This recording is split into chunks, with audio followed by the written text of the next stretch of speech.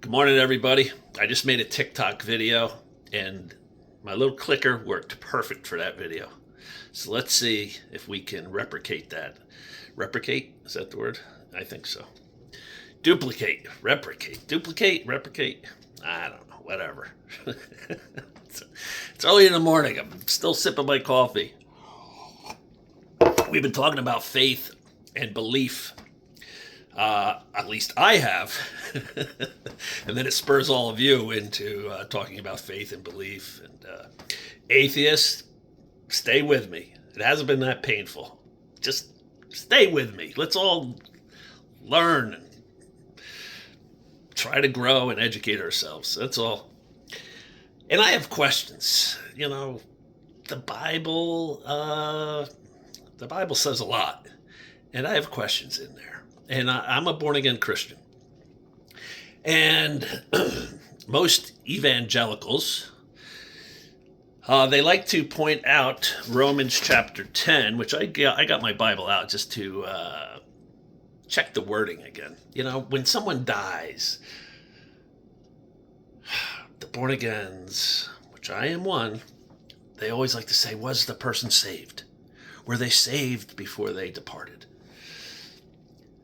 That if they didn't utter Romans chapter 10, that they're not going to go to heaven.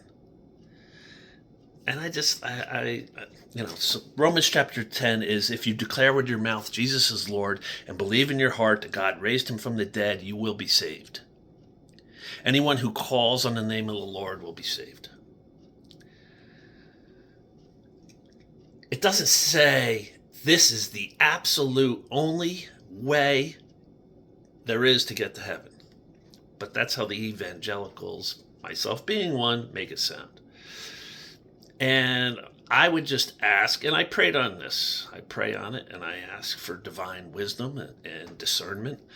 And I asked God, what about a tribe in Brazil in the rainforest who has never heard of the Bible, heard of Jesus, and you created them. They're living a good life. There's community. There's a society. They help each other. They do good. They love. And are you telling me simply because they've never, ever been made aware of the Bible or of Jesus that they won't get into heaven? I think that's up for our Creator to decide. And the next thing is,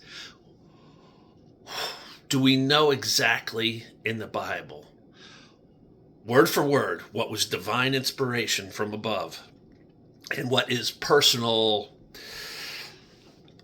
belief coming out of the apostles or disciples? These people were people. They weren't robots. They weren't marionettes on a string. They had free will and they had their own thoughts. So are they talking from God every sentence, or are they interjecting their own thoughts and beliefs in, which then aren't necessarily from God?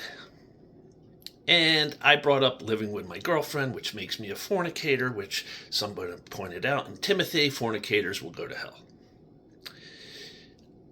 So you want to tell me that Dennis Pegg, who spent his life grooming children, young boys, raping them, terrorizing a small town for 45 years, leaving carnage and destruction, creating untold amounts of suicides and early deaths, such as my brother, and pain and trauma, I would think he would obviously go to hell. You're going to tell me that simply because I'm living with my girlfriend, I'm going to be in the same place as an animal like that? Really? Really? It doesn't make any sense to me. Sorry. So, Timothy, he might have been interjecting his own thoughts, not from divine inspiration. And that's why I pray on that. And I ask God, give me wisdom, give me knowledge. And someone reached out to me privately on Messenger yesterday and said, I grapple with the same thing. I just had my girlfriend moved in, and I'm changing my life, and I'm trying to do the right things, and I'm Christian, and I worry about the same thing. And I just said,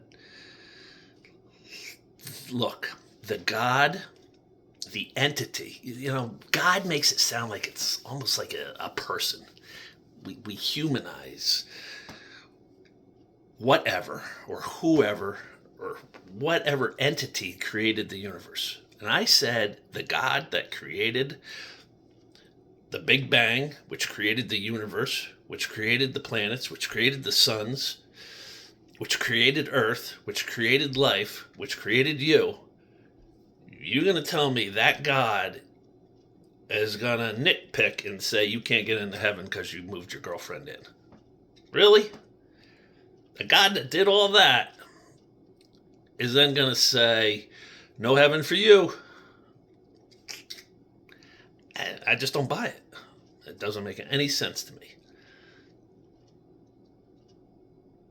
And I told him, use the Bible as a template for striving to live a better life. It'll keep you in your lane. If you veer out of your lane, death and destruction could occur. The Bible keeps you in your lane.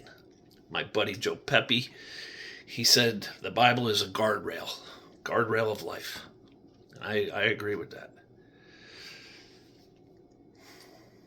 Stay within the guardrail, stay within your lane. You veer out of your lanes, as I did, destruction occurs.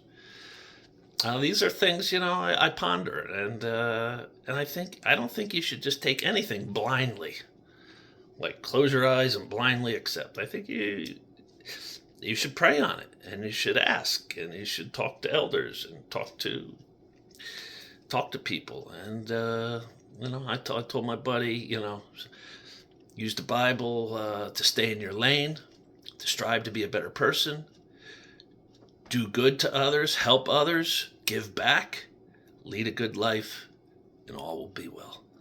And I think that's what we should all strive to do. That's my thought for today. Peace. See? Didn't work. TikTok, it works. It's got something with this.